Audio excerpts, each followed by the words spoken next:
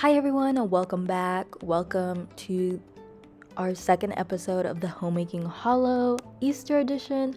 So in today's video, we are going to make some Easter cookies and we are going to decorate for Easter.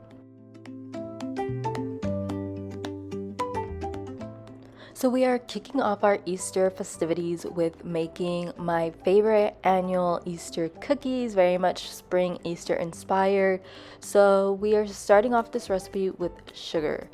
It's called for a brown sugar and regular sugar and butter.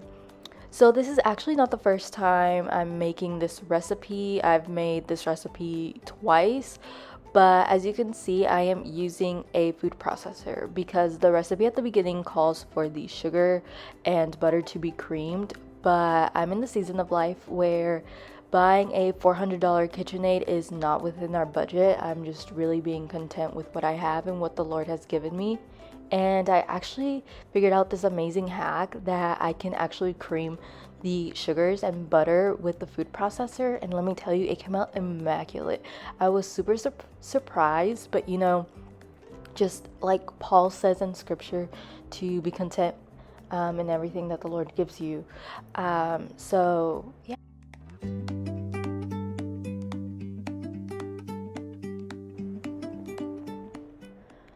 Okay, so moving on now, the next step in our recipe is to whisk the baking soda, salt, and a couple of other ingredients together. Now, I do want to talk about these beautiful bowls that I got. They are absolutely gorgeous. They're marvelous. They're everything that I want in mixing bowls. You're probably like, Alexis, it's not that deep, but it really is that deep. As I'm learning to furnish my home, I've been very picky with what I want in my home. It's taken me a while to really cultivate the style that I like, and I'm very particular with things that I want in my home. And these bowls are called Mason Cash bowls, and they are the Meadow collection. They are durable, they're beautiful, they're very springy, and like I said, in my homemaking, I really try to be intentional, and if I'm gonna spend $70 on some mixing bowls, they better be exactly what I want them to be, and I'm so obsessed with these mixing bowls. So if you guys want something unique, very detail oriented, definitely check out the mixing bowls. So the next step in this recipe is to combine the dry ingredients with the wet ingredients, and as you can see, again, we're going back to not having a KitchenAid, not having a proper mixer, but I decided, okay, if I can cream the sugar and butter, then I can definitely combine the dry ingredients and wet ingredients together with the food processor. It's just going to take having a game plan, and that's what it took. I did little by little, putting the flour and the wet ingredients together. Now, like I said, there is a game plan to it because that's a lot of flour.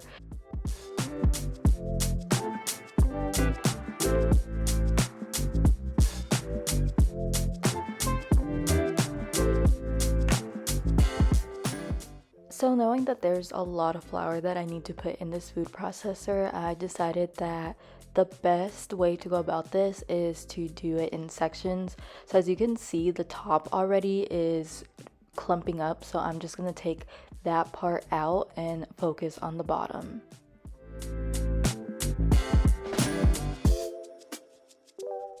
So as I start doing this in sections, I can tell that the cookie dough is actually exactly how it's supposed to be, but I again do it in sections just to make sure everything is properly combined.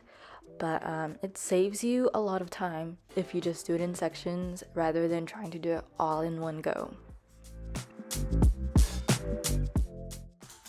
Oh my goodness, you guys, I can't wait for you guys to see the cookie dough. Look how beautiful it came out. I actually didn't film me putting in the M&Ms and chocolate chips, but just know you guys weren't missing out on much. But look how beautiful. Like, I'm obsessed. So moving on, now we are in the stage of just making the cookie doughs to the desired size that I want for the cookies. One hack that I have is to use a ice cream scooper. I personally don't have the ones that you can just click and the little ball comes out. We just have a regular ice cream scooper, but it still did the job. I kind of just winged it to the size that I wanted. They came out a little bit bigger than I anticipated, but again, they came out really great. They tasted great. It's just you kind of have to play with the sizing. Just know that if they are a little bit bigger than what you would typically want, they're gonna have to bake a little bit longer.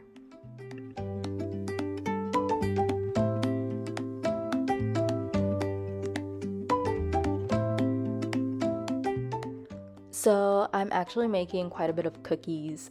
The good thing about this is that you can actually freeze the cookie dough for about a week.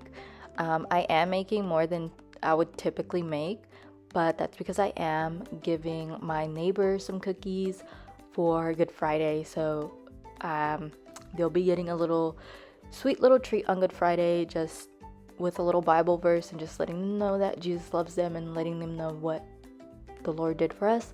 But I just love being able to do little things for people like that and just let them know that I'm thinking about them. I'm very much an acts of service type of girl. I love doing things for people. I enjoy actually cooking.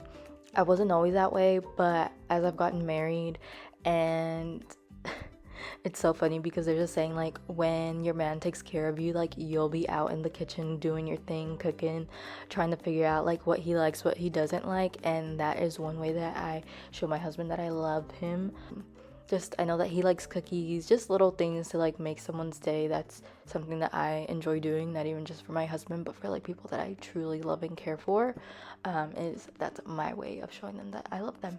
So you might not have money to do a little Easter basket, but giving your time to something, whether it's making a cake or baking some cookies or like a little card. You don't always have to spend money on an Easter basket to let someone know that you're thinking about them.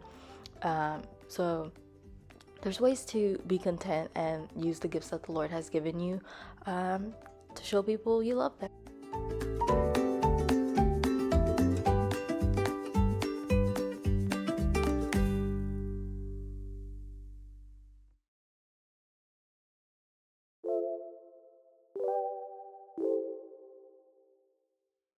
Now, I know this isn't a homemaking hollow video without talking about decor and pillow covers and how to spruce up your kitchen for the spring and Easter time. So the first thing is pillows, and specifically pillow covers.